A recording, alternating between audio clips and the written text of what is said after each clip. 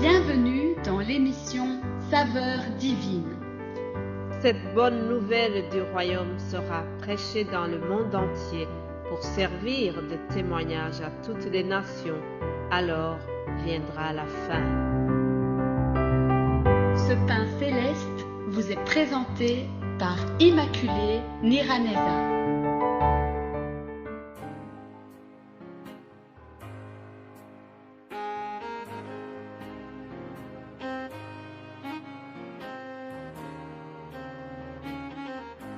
Bienvenue très chers amis à l'écoute de cette émission Saveurs divines. Que la paix de Christ soit avec vous. Je bénis l'Éternel qui me donne encore une fois l'occasion de partager sa parole avec vous. Je voudrais vraiment célébrer les hauts faits de Dieu dans le passé avant de continuer cette méditation. Je vous propose de lire le psaume 77 au verset 12. David dit: je rappellerai les œuvres de l'Éternel, car je me souviens de tes merveilles d'autrefois. Je parlerai de toutes tes œuvres, je raconterai tes hauts faits. Ô Dieu, tes voies sont saintes. Quel Dieu est grand comme toi! Tu es le Dieu qui fait des prodiges, tu as manifesté parmi les peuples ta puissance. Par ton bras, tu as délivré ton peuple. Les fils de Jacob et de Joseph, les ont vu, ô Dieu, les ont vu. Elles ont tremblé, les abîmes se sont émus, les nuages versèrent de l'eau par torrents, le tonnerre retentit dans les nuées, et tes flèches volèrent de toutes parts. Ton tonnerre éclata dans le tourbillon, les éclairs illuminèrent le monde, la terre s'est émue et trembla. Tu te frayant un chemin par la mer, un sentier par les grandes eaux, et tes traces ne furent plus reconnues.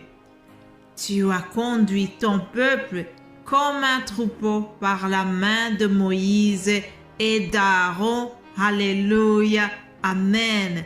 Voilà le Dieu que nous servons.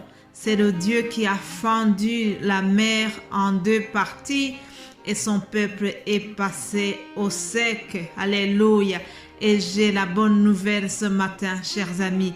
Le même Dieu qui a fait cela, les mêmes prodiges sont faits aujourd'hui par notre Dieu, car il est puissant et il n'a pas changé.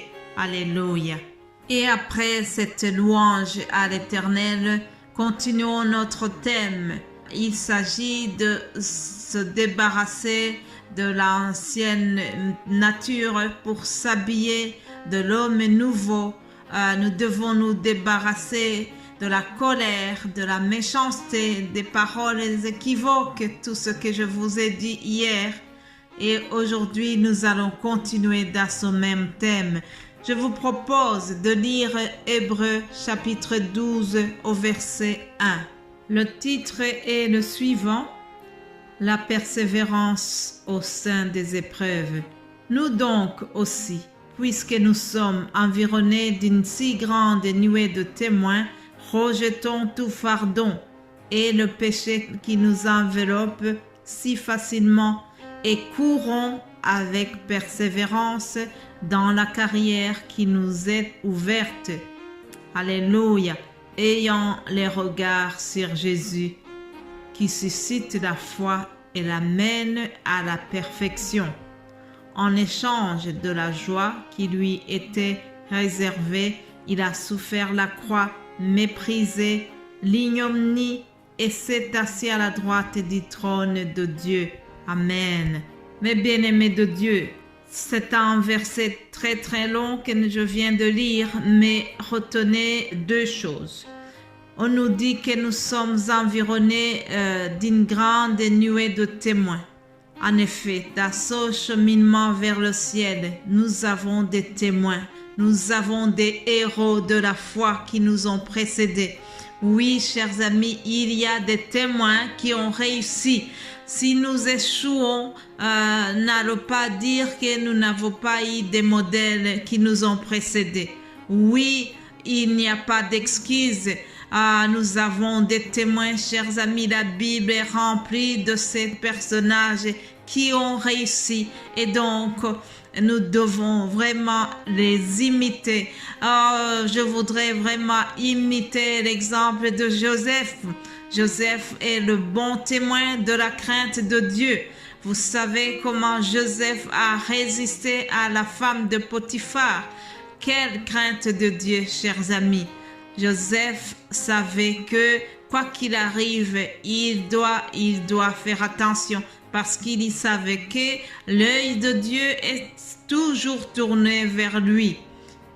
Joseph a été un bon témoin dans la crainte de Dieu. C'est vraiment un modèle à suivre. Nous avons des autres témoins comme Shadrach, Meshach et Abednego. Ils ont été fidèles jusqu'au bout. Ils étaient déterminés, chers amis. Lorsqu'on les a jetés dans la fournaise, ils étaient convaincus que, quoi qu'il arrive, ils ne vont jamais renoncer à leur foi.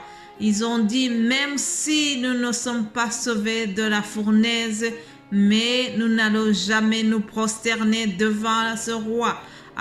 Ils étaient vraiment fidèles jusqu'au bout. Chers amis, nous devons suivre le modèle de ces témoins qui ont gardé la foi, qui ont été vraiment fidèles jusqu'au bout. Et Dieu a récompensé leur fidélité. Alléluia.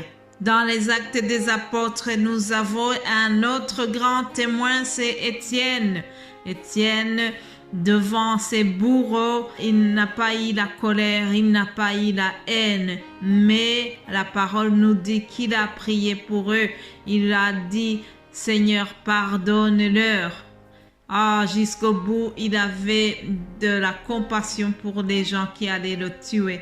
Et il a prié en demandant le pardon pour eux. Ça, c'est un grand témoin qui a su vraiment se débarrasser de la haine pour porter l'amour, un amour qui va jusqu'à prier pour ses bourrons. Étienne donc a réussi à se débarrasser de la haine, il s'est débarrassé de la rancœur pour porter l'amour qui a été jusqu'à prier pour ses ennemis. Et cette parole vient de nous dire, puisque nous sommes environnés d'une si grande nuée de témoins ou bien un si grand nombre de témoins comme ce que je viens de citer, la suite nous dit, rejetons tout fardeau et le péché qui nous enveloppe si facilement et courons avec persévérance. Voilà, nous devons donc rejeter, nous devons nous débarrasser de tout fardeau. Quel genre de fardeau? C'est le fardeau de péché, c'est le fardeau de la rancune, c'est le fardeau de la méchanceté. Tout fardeau qui pourrait nous empêcher de bien continuer cette marche. Nous sommes dans la marche vers le ciel. Nous sommes en train de courir. Alors, pour mieux courir, nous devons nous débarrasser de toutes les choses qui pourraient alourdir notre marche. Vous savez, même dans la vie de tous les jours, lorsque nous faisons la marche, lorsque les athlètes sont dans l'athlétisme, ils doivent faire tout pour courir en étant légers. Ils doivent s'hydrater régulièrement. Ils doivent surveiller leur poids pour ne pas vraiment s'alourdir. Pour mieux marcher, ils surveillent le régime, ils surveillent la tenue. Toutes choses qui pourraient les empêcher de bien courir, ils doivent se débarrasser de cela. C'est de cette manière-là qu'un chrétien aussi doit se débarrasser du péché, se débarrasser de toutes choses qui pourraient le faire ralentir dans cette marche vers le ciel. Débarrassons-nous de la rancune, débarrassons-nous de la colère, débarrassons-nous des murmures. Vous savez, ce sont les murmures qui ont retardé le peuple d'Israël dans le désert. ils ont passé 40 années, c'est notamment à cause des murmures. Bien-aimés de Dieu, faisons attention à cela. Et pour terminer, je vous propose de lire Ézéchiel 36 au verset 25. Il est écrit: « Je répandrai sur vous une eau pure, et vous serez purifiés. Je vous purifierai de toutes vos souillures et de toutes vos idoles. » Alléluia. Voilà ce qui termine cet audio. Que Dieu vous bénisse. Nous allons continuer demain. Passez une excellente journée au nom de Jésus-Christ. Amen.